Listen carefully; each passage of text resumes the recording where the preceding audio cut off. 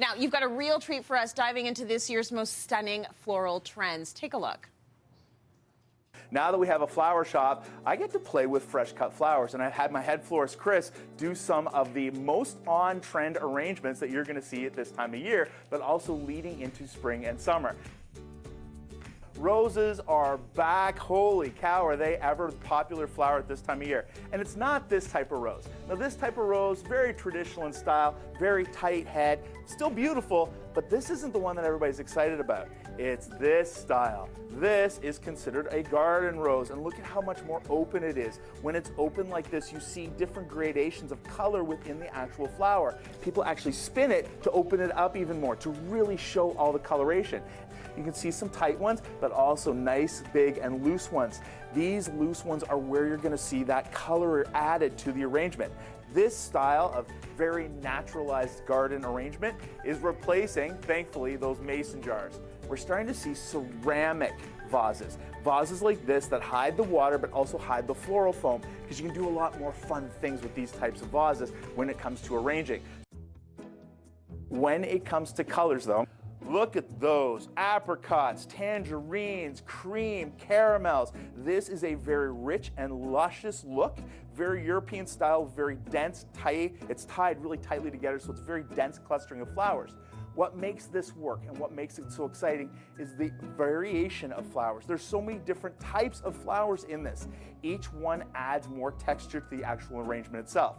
In contrast, let's talk a little bit about a looser arrangement. Now this one, another very on-trend type of arrangement, a little bit looser in the feel, lots again of colors in here. This is analogous, lots of same colors of the palette, but not identical. So we have blues, pinks, and purples, and they move into each other. Move, pun intended, yeah. Talking about the blues though, if you pull these irises out, and we start taking the blues out of this arrangement, you can really start playing up other colors in it. So maybe more of the gothic look of these carnations, really making it dark and rich and colorful that way. So this type of arrangement lends itself to sort of changes throughout the season. If you have an arrangement like this on your kitchen counter, as things come out of your garden, you can add them into it, taking it in any direction you want to.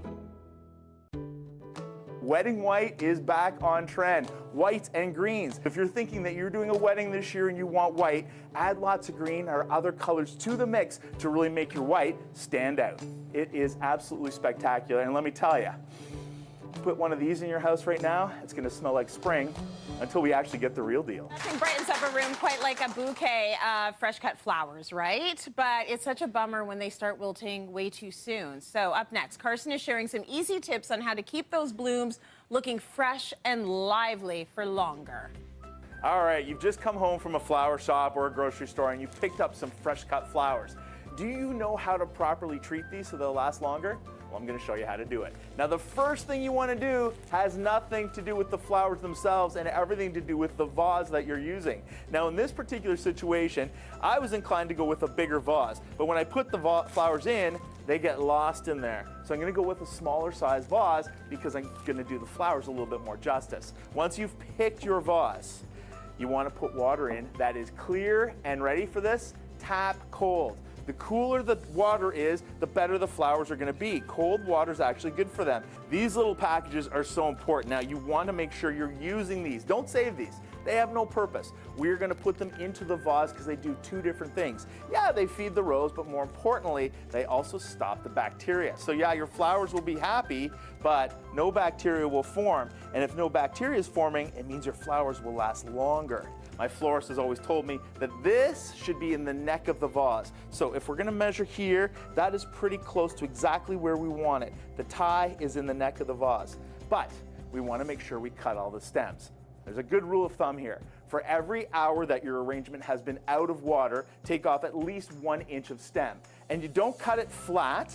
You want to cut it on an angle. Cutting it on an angle actually makes it easier for the plants to pull water up. So I'm going to put them down in, just do a double check here. Yeah, that's about what I want. Looks nice. It's about the right size. At this point, you can choose to take off the elastic or not. I don't want to see the elastic. I've got a clear vase, so I'm going to take the elastic off mine. Now, as your plants start to go. If you have plants that didn't do as well, they didn't last as long, don't throw the whole arrangement out. Just pull out the plants that maybe are looking a little spent and put new ones in. Here are just 3 simple carnations that I was able to get at a flower shop, mine.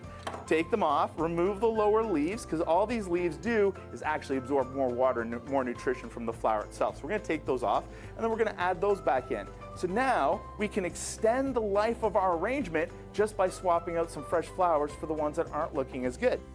Beautiful.